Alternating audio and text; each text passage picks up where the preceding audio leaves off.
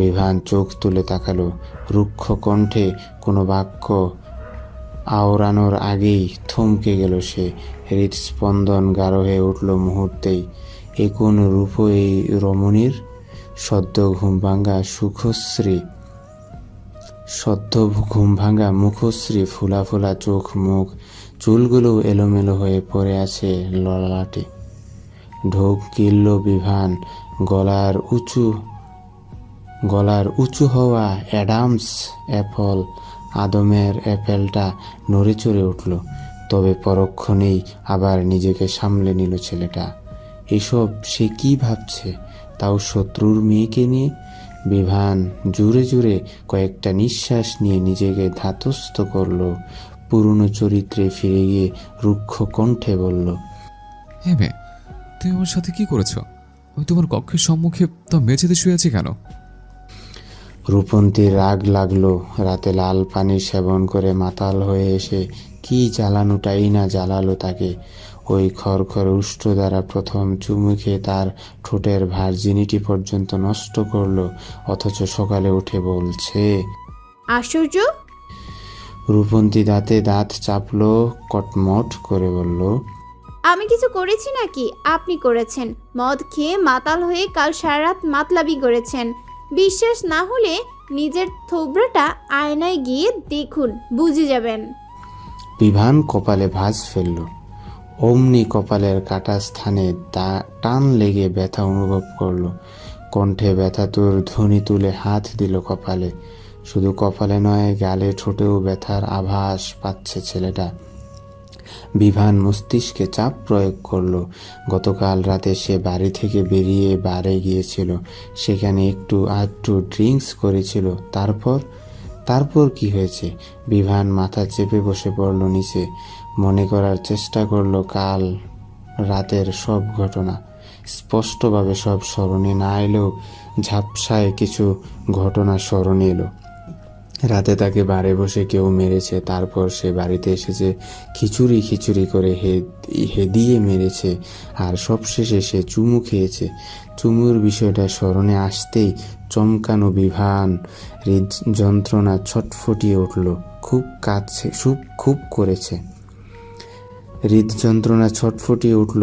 করেছে।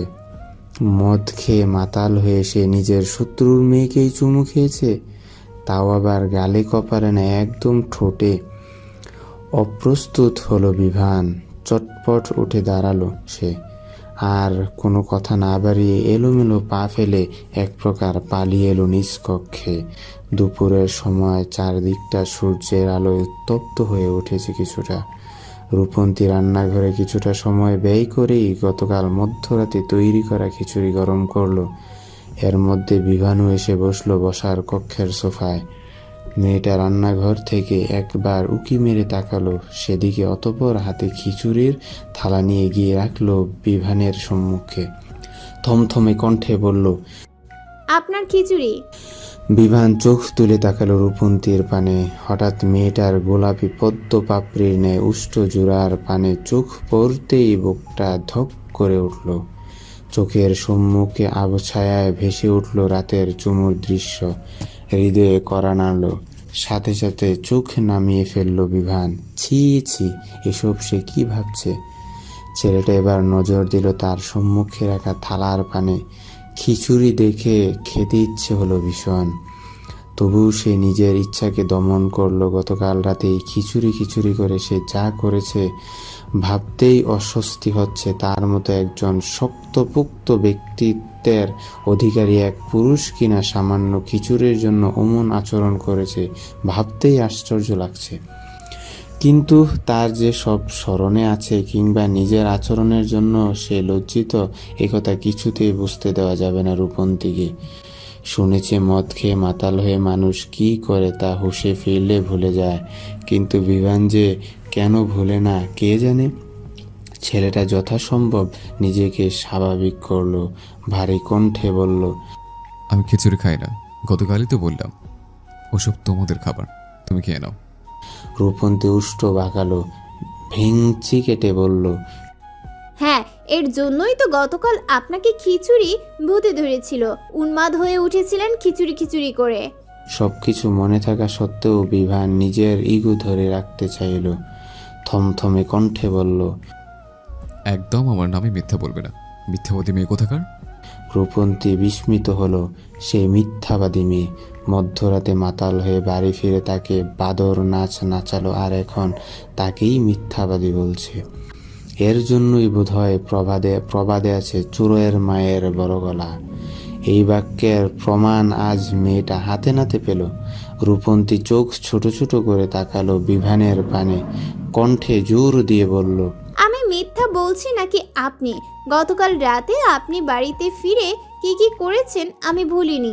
আপনি এইটুকু বলতেই মেয়েটাকে থামিয়ে দিল বিভান।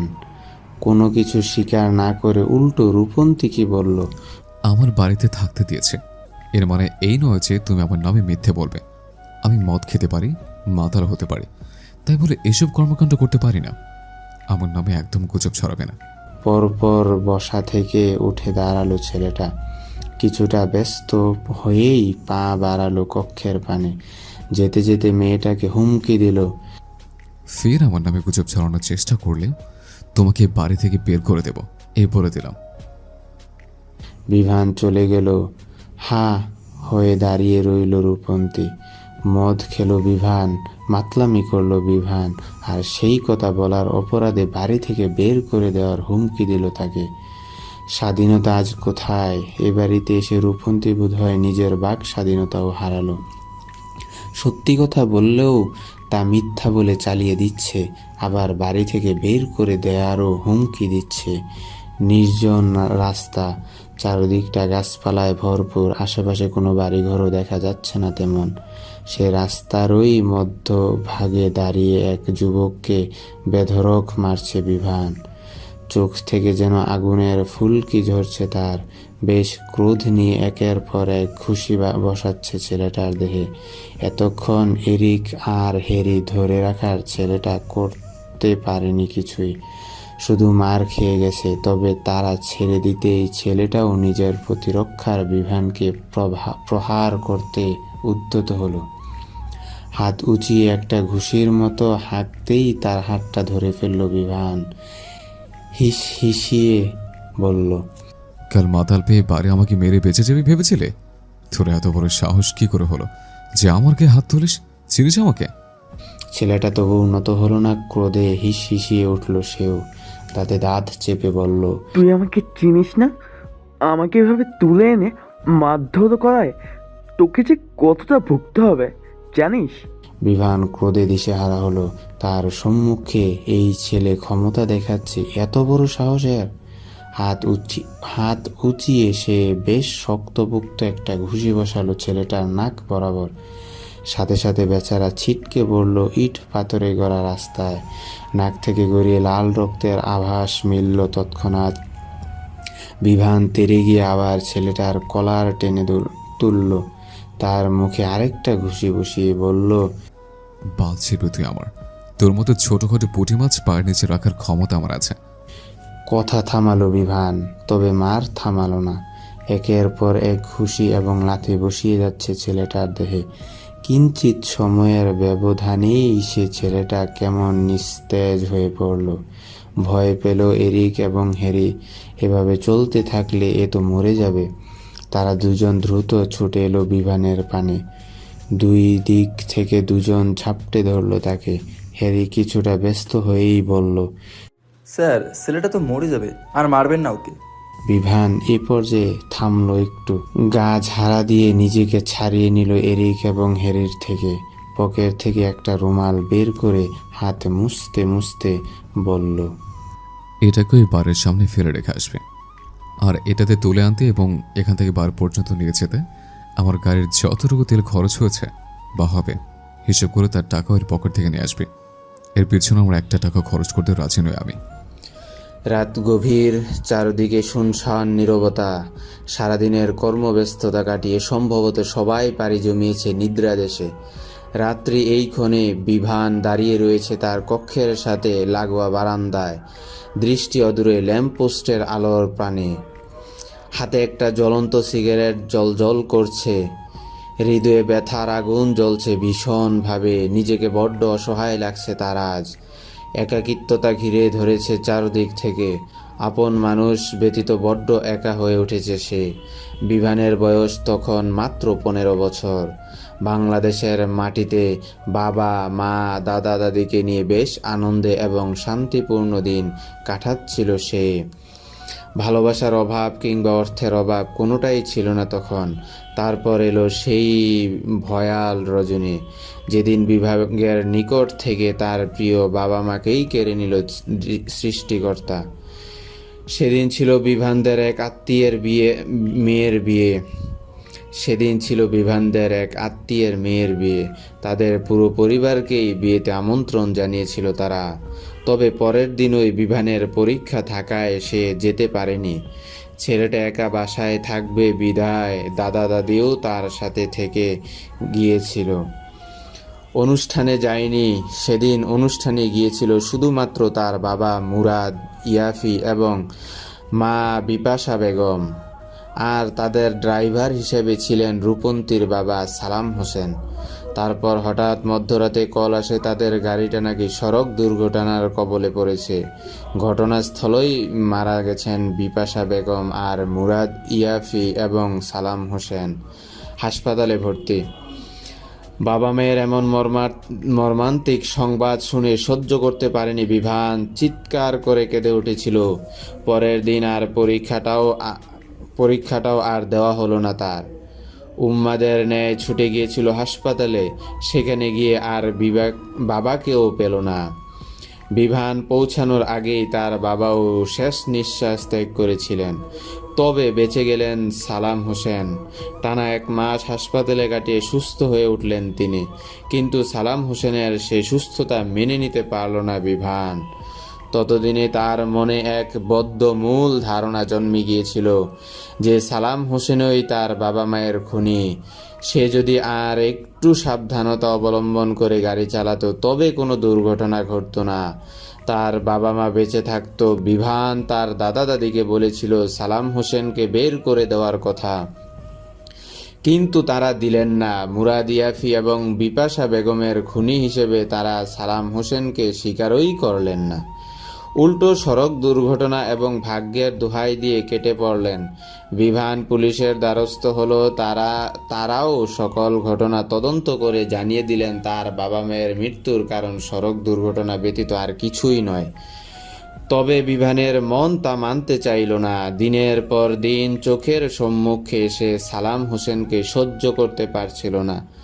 অতঃপর একদিন সিদ্ধান্ত নিল সে নিজেই সালাম হোসেনকে বাড়ি থেকে বের করে দিবে। সে সিদ্ধান্ত অনুযায়ী কাজও করল, কিন্তু বাধা হয়ে দাঁড়ালো তার আপন দাদা দাদি। তারা বের করে দিতে দিলেন না সালাম হোসেনকে, উল্টো চুটপাট দেখালেন তার উপর। তারপর থেকে দাদা দাদিও কেমন অসহ্য হয়ে উঠল তার নিকট। কাউকে সহ্য করতে পারছিল না। শেষে সিদ্ধান্ত নিল সে আর বাংলাদেশেই থাকবে না। সিদ্ধান্ত অনুযায়ী মামা মামিদের সাথে কথা বলে বাংলাদেশ ছাড়ল বিভান। পাড়ি জমালো স্পেনে। আর তারপরেই একাকী জীবন। তবে বিভান বাংলাদেশে যায় সকলের আড়ালে। প্রতি বছর তার বাবা মায়ের মৃত্যুবার্ষিকীর দিনে সে বাংলাদেশে যায়, বাবা মায়ের কবর জিয়ারত করে, তাদের নামে এতিমখানায় খাবার দেয়, তারপর আবার চলে আসে স্পেনে। একা একা থাকে এই বিশাল বদ্ধ বাড়িতে। নিজ মনে কথাগুলো ভাবতে ভাবতেই হঠাৎ ছেলেটা অনুভব করলো তার হাতটা একটু জ্বলে উঠেছে। অতীতের ভাবনা থেকে বেরিয়ে এলো সে। তাকালো হাতের পানে। হাতের জ্বলন্ত সিগারেটটা জ্বলতে জ্বলতে তার হাতে এসে লেগেছে। দীর্ঘশ্বাস ফেলল বিভান। মলিন হেসে বলল, তুই এখন জ্বালাতে চাইছিস আমাকে? তবে জ্বালিয়ে দে, জ্বালিয়ে পুড়িয়ে রাগ করে দে, আমার ভিতরটার মতো বাহিরটাও। সুন্দর এক ভোরের সূচনা। চারিদিকটা আলোয় আলোয় ভরে উঠেছে। রূপন্তীর পায়ের ব্যথা আগের তুলনায় কিঞ্চিত কমেছে, যদিও এখনো হাঁটতে একটু কষ্ট হয়। কিন্তু করার যে কিছু নেই। আজ থেকে তার কলেজ শুরু। এখানে এসেছেই তো পড়াশোনা করতে। আর প্রথম দিনই যদি এখানে এসেছেই তো পড়াশোনা করতে, আর প্রথম দিনই যদি কলেজ কামাই করে, ব্যাপারটা মোটেই দৃষ্টিনন্দন নয়। ভাগ্যিস কলেজের প্রয়োজনীয় কাগজপত্র সব জুবাইদা বেগম আগে থেকেই তার জনবল দ্বারা জমা করেছিল, নয়তো সেসব নিয়ে এখন আবার আরেক ঝামেলায় পড়তে হতো। রূপন্তী কলেজে যাওয়ার উদ্দেশ্যে নিজেকে তৈরি করে নিল। আকাশি রঙের একটা 3 পিস জড়িয়েছে সে আজ নিজের শরীরে। কানে ছোট ছোট দুটো কানের দুল, লম্বা চুলগুলো বিনুনি করে ফেলে রেখেছে পিঠে, আর উষ্ঠে হালকা গোলাপি লিপস্টিক। ব্যাস এইটুকু সাজই মেয়েটাকে মোহনীয় করে তুলেছে। রূপন্তী আরেকবার নিজেকে দেখে নিল আয়নায়, অতঃপর কাঁধে একটা কাঁধ ব্যাগ ঝুলিয়ে বেরিয়ে পড়ল বাইরে। বসার কক্ষে আসতেই দেখা মিলল বিভানের। প্রতিদিন এই ধনির দুলালের ঘুম দুপুরে ভাঙলেও আজ এত তাড়াতাড়ি উঠতে দেখে বেশ অবাকই হলো রূপন্তী। তারপর আবার শার্ট প্যান্ট হাঁকিয়ে পটের বাবুর ন্যায় গা এলিয়ে বসে রয়েছে সোফা দখল করে, হয়তো কোথাও যাবে তাই। টাইগার ঘুরঘুর করছে তার পায়ের কাছে, তবে রূপন্তীকে দেখেই টাইগার বিভানকে উপেক্ষা করে ছুটে এলো তার কাছে। লেজ নেড়ে নেড়ে শরীর ঘষল মেয়েটার পায়ের সাথে। রূপন্তীর কুকুর ভীতি আগের তুলনায় একটু কমলেও পুরোপুরি কমেনি। মেয়েটা ঢোক গিলে দ্রুত সরে গেল দূরে। টাইগারও তার সাথে সাথেই এগিয়ে গেল রূপন্তীর পানে, আবারও গা ঘষল তার পায়ের সাথে। মেয়েটা ভয়ে চোখ মুখ খিচে বন্ধ করে নিল, কিছুটা গলা চড়িয়ে বলল, আপনার কুত্তার বাচ্চাকে আমার থেকে দূরে সরান। রূপন্তীর কণ্ঠস্বর শ্রবণে তার পানে চোখ তুলে তাকালো বিভান। অমনি থমকে গেল বেচারা। হৃদস্পন্দন গাঢ় হলো পূর্বের তুলনায়। মেয়েটাকে যেন আজ একটু বেশি স্নিগ্ধ লাগছে, ঠিক যেন ওই নীল আকাশের ন্যায়। বিভান আনমনে অস্ফুট স্বর আওড়ালো, তুমি যেন আমার নিকট ওই নীল আকাশের ন্যায় এক বিশাল স্নিগ্ধতা, আমার হৃদয়ে ভালোবাসা জাগানো এক টুকরো মুগ্ধতা। পরক্ষণেই নিজের ভাবনার উপর নিজেই বিরক্ত হলো বিভান। এসব কি ভাবছে সে, তাও আবার নিজের শত্রুর মেয়েকে নিয়ে। অবশ্য এই প্রথম যে তার ভিতরে রূপন্তীকে দেখে এমন অনুভূতি হয়েছে, তেমন নয়, আগেও হয়েছে। মেয়েটা এদেশে আসার পর থেকে বারবার এই অনুভূতির সম্মুখীন হচ্ছে সে। এমনটা বিভানের সাথে আগে তো কখনোও হয়নি। সেই কিশোরীর বয়সে স্কুলে একটা মেয়েকে দেখে বিভানের ভালো লেগেছিল ভীষণ। প্রেম নিবেদন করবে ভেবেও নিজের ব্যক্তিত্বের জন্য শেষ পর্যন্ত আর করা হয়নি। তবে তাকে দেখেও তো বিভানের এমন অনুভূতি হয়নি, তাহলে এই মেয়েকে দেখে কেন হচ্ছে? এ মেয়ে নিশ্চয়ই জাদুটোনা ফোনা কিছু একটা জানে। বাংলাদেশ থেকে তার দাদা দাদি এ মেয়েকে জাদুটোনা শিখিয়ে তার কাছে পাঠায়নি তো, যাতে তাকে বশ করে এই মেয়ে বাংলাদেশে ফিরিয়ে নিতে পারে আবার? হ্যাঁ, তাই হবে সম্ভবত। বেশ অনেক দিন ধরেই তো জুবাইদা বেগম এবং জালাল আহমেদ তাকে দেশে নেওয়ার জন্য বেশ ষড়যন্ত্র চালাচ্ছেন। শেষে না নিতে পেরে হয়তো তার শত্রুর মেয়েকেই জাদুটোনা শিখিয়ে দেশে পাঠিয়ে দিয়েছে। নিজের ভাবনার উপরে নিজেই চোখ মুখ কুঁচকানো। জাদুটোনা এই আধুনিক যুগে এসব নিয়ে সে ভাবছে কি করে? সব এই মেয়ের জন্য। এই মেয়ে বাড়িতে আসার পর থেকেই তার মতিভ্রম ঘটেছে। বিভান উঠে দাঁড়ালো সোফা থেকে, এগিয়ে গেল, কোলে তুলে নিল টাইগারকে। থমথমে কণ্ঠে বলল, ও কোনো কুত্তার বাচ্চা না, ওর নাম টাইগার, অনলি টাইগার। রূপন্তী কপাল কুঁচকালো, বিরক্তি নিয়ে বলল, হ্যাঁ তাই তো, ও তো কোনো কুত্তার বাচ্চা না, ও হলো মানুষের বাচ্চা, দ্য গ্রেটেস্ট বিভান ইয়াফির বাচ্চা। বিভান রক্ত চক্ষু নিয়ে তাকালো রূপন্তীর পানে, দাঁতে দাঁত চেপে শুধালো, কি বললে? আবার বলো তো। রূপন্তী এলোমেলো দৃষ্টি ফেলল। রাগের বসে সে কি বলতে কি বলে ফেলল, এখন না আবার বাড়ি থেকে বের করে দেয়। এ লোক আর কিছু পারুক আর না পারুক, প্রতি কথায় কথায় বাড়ি থেকে বের করে দেওয়ার মতো কঠিন হুমকি দিতে পারে। রূপন্তী তাই আর কথা বাড়াতে চাইল না। কথায় কথা বাড়বে, তারপর হবে ঝগড়া, আর তারপর তার অবস্থান গৃহের বাইরে রাস্তায়। ঢোক গিলল মেয়েটা, আমতা আমতা করে বলল, আমার কলেজের দেরি হয়ে যাচ্ছে, আমি আসছি। কথাটা শেষ করতে যতক্ষণ আর কি, তারপরেই খোঁড়াতে খোঁড়াতে কোনো মতে কেটে পড়ল মেয়েটা। বিভান তীক্ষ্ণ দৃষ্টিতে একবার তাকালো সেদিকে, অতঃপর চুমু খেলো টাইগারের মাথায়। বিভান তীক্ষ্ণ দৃষ্টিতে একবার তাকালো সেদিকে, অতঃপর চুমু খেলো টাইগারের মাথায়। সময় গড়ালো কিছুটা, চারদিকে সূর্যের আলোটা আরো উজ্জ্বল রূপে ধরা দিয়েছে এই মুহূর্তে। রূপন্তী কলেজে পৌঁছেছে কিছুটা সময় পূর্বে, তবে সে এখানকার কিছুই চেনে না। নতুন দেশ, নতুন স্থান, নতুন কলেজ, কোন দিকে তার ক্লাস, কোন দিকে যাবে কিছুই বুঝতে পারছে না। রূপন্তী চারদিকে চোখ বুলালো একবার। বিদেশি ফর্সা সুন্দর সুন্দর তরুণ তরুণীতে ভরপুর আশপাশটা। মেয়েটা এগিয়ে গিয়ে কাউকে কিছু জিজ্ঞেস করবে তার আগেই দেখলো কিছু ছেলে মেয়ে ছোটাছুটি করছে। গেটের দিকে দৌড়ে যাচ্ছে তারা। মেয়েটা ভ্রু কুঁচকালো। গেট থেকে বেশ দামি এবং সুন্দর একটা গাড়ি প্রবেশ করতে দেখলো সে। গাড়িটা কেমন চেনা চেনা মনে হচ্ছে। কে এসেছে এই গাড়িতে? দেখে তো কোনো ধনীর জনপ্রিয় দুলাল মনে হচ্ছে। এ কলেজে আবার এত জনপ্রিয়তা কার? রূপন্তী কৌতূহল অনুভব করলো। আশেপাশের ছেলে মেয়েদের সাথে সেও এগিয়ে গেল গাড়ির পানে। রূপন্তী কৌতূহল অনুভব করলো। আশেপাশের ছেলে মেয়েদের সাথে সেও এগিয়ে গেল গাড়ির পানে। কিঞ্চিত সময়ের ব্যবধানে গাড়ির সম্মুখের দুই পাশের দুটো দরজা খুলে বেরিয়ে এলো দুই যুবক। এক যুবক সাদা চামড়ার, এ দেশীয়ই মনে হচ্ছে, আর অন্য যুবকের মুখাবয়বে কেমন বাঙালি বাঙালি একটা ভাব রয়েছে। এই দেশীয়দের ন্যায় তার গায়ের রং অতটা শ্বেত নয়, ফর্সা, তবে বাঙালিদের ন্যায়। তবে কি সেই পুরুষ বাঙালি? মনে মনে দুই যুবককে নিয়ে গবেষণার মধ্যেই খুলে গেল গাড়ির পেছনের দরজাটা। রূপন্তীকে অবাক করে দিয়ে সেখান থেকে বেরিয়ে এলো বিভান। কোলে তার শুভ্র পশমের টাইগার।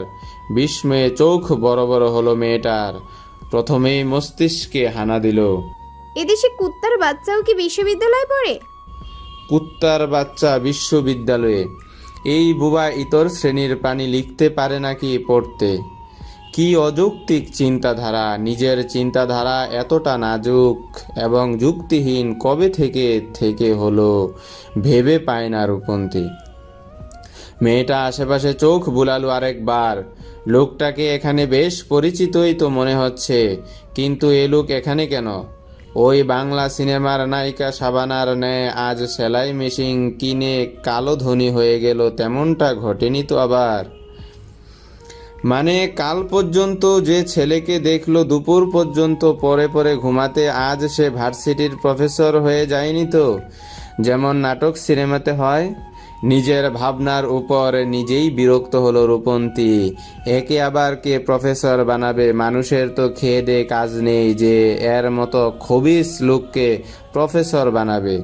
হয়তো এই বিশ্ববিদ্যালয় থেকে পিএইচডি করেছে লোকটা, তবু মনের খচানি গেল না মেয়েটার। এখানে বিভানের কি কারণে উপস্থিতি তা নিশ্চিতভাবে জানতে মনটা আকুপাকু করে উঠল। সিদ্ধান্ত নিল বিভানকেই জিজ্ঞেস করবে এ ব্যাপারে। যেহেতু লোকটা তার পরিচিত, এক বাড়িতেই থাকে, সেহেতু অন্য কাউকে জিজ্ঞেস করার থেকে তাকে জিজ্ঞেস করাই শ্রেয়। রূপন্তী একটু এগিয়ে গেল ছেলেগুলোর পানে। বিভানকে উদ্দেশ্য করে প্রশ্ন করল, আপনি এখানে? ছেলেটা যেন শুনলই না তার প্রশ্ন। এমন রূপে তাকে উপেক্ষা করে সম্মুখে পা বাড়ালো, যেন কোনো উটকো আবর্জনাকে উপেক্ষা করেছে। একবার তাকালো না অবধি। রূপন্তীর অপমানিত বোধ করলো। কলেজ ভর্তি তরুণ তরুণীর সম্মুখে লজ্জাও পেল ভীষণ। অবশ্য তারই ভুল। যে বাড়িতে অমন খবিসের ন্যায় আচরণ করে, প্রতি মুহূর্তে বাড়ি থেকে বের করে দেওয়ার হুমকি দেয়, সে আর এর থেকে কি ভালো ব্যবহার করবে? শুধু শুধু যেচে অপমানিত হলো। তপ্ত নিঃশ্বাস ফেলল রূপন্তী। আশেপাশে দৃষ্টি বুলিয়ে এক বিদেশি তরুণীকে শুধালো, মাত্রই এখান থেকে চলে যাওয়া যুবকগণ কারা? মানে এখানে কি করেন তারা? তরুণী বেশ হাস্যোজ্জ্বল কণ্ঠে জবাব দিল, আরে তুমি বিভান, ইমাদ এবং জ্যাককে চেনো না? এরা তো এই কলেজেরই জনপ্রিয় ছাত্র। পড়াশোনা, খেলাধুলা সব বিষয়ে এদের বেশ নামডাক রয়েছে। রূপন্তী কপালে ভাঁজ ফেললো, আগ্রহী হয়ে জিজ্ঞেস করলো, এরা কোন ক্লাসে, মানে কোন কোর্সে পড়াশোনা করছে? মাস্টার্স শেষ বর্ষ। রূপন্তীর মাথায় যেন ছোটখাটো একটা বাজ পড়ল তৎক্ষণাৎ। সে যতদূর জানে তাতে বিভান তার থেকে প্রায় বছর 5 বড়। যেখানে সে নিজেই অনার্স শেষ করে নব্য মাস্টার্সে পড়তে এদেশে এসেছে, সেখানে এই পুরুষ তার 5 বছর বড় হয়ে কিনা এখনো মাস্টার্সেই আছে। রূপন্তীর জানা মতে এখানে মাস্টার্স কোর্স মাত্র 2 বছরের। আবার এর নাকি পড়াশোনায় ভালো নাম ডাকও রয়েছে। এই নাম ডাকটা ঠিক কোন দিক থেকে? পাশের দিক থেকে নাকি ফেলের দিক থেকে? দেশীয় আদু ভাইয়ের নামটা বিদেশের মাটিতে ধরে রাখার উদ্যোগ নিয়েছে নাকি এই পুরুষ? নিতেও পারে। দিনের উজ্জ্বল ফুটফুটে সূর্যটাকে বিদায় জানিয়ে আধারে ঢেকে গেছে চারপাশটা। সোডিয়ামের কৃত্রিম আলোয় ভরে উঠেছে শহরটা। রূপন্তী বাড়িতে ফিরেনি এখনো।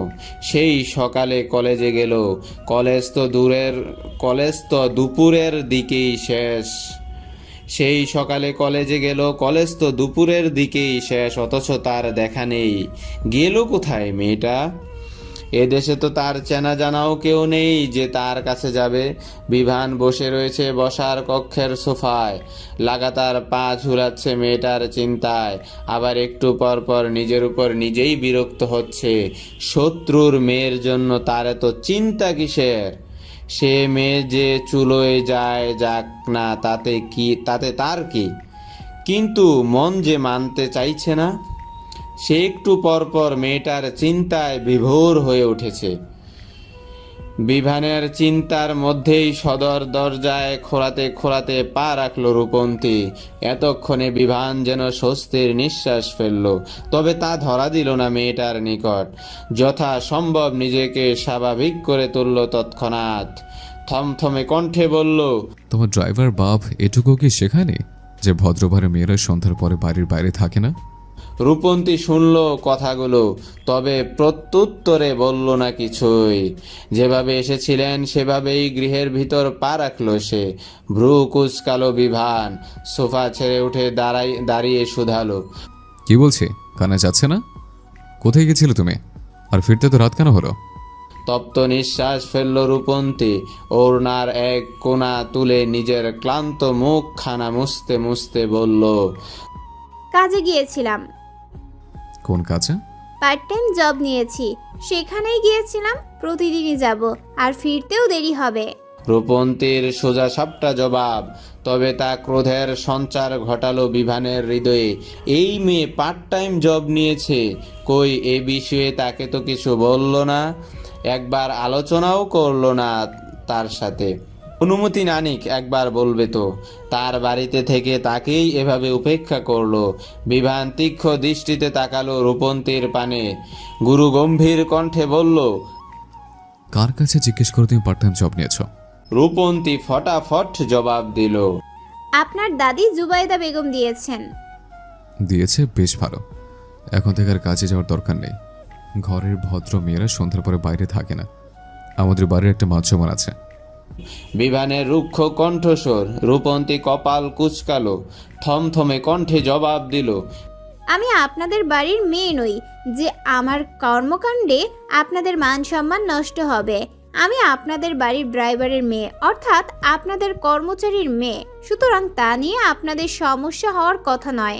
বিভান থতমত খেলো কিঞ্চিত। সত্যিই তো রূপন্তী তার কিছু নয়, উল্টো মেয়েটার বাবাকে সে নিজের শত্রু মনে করে।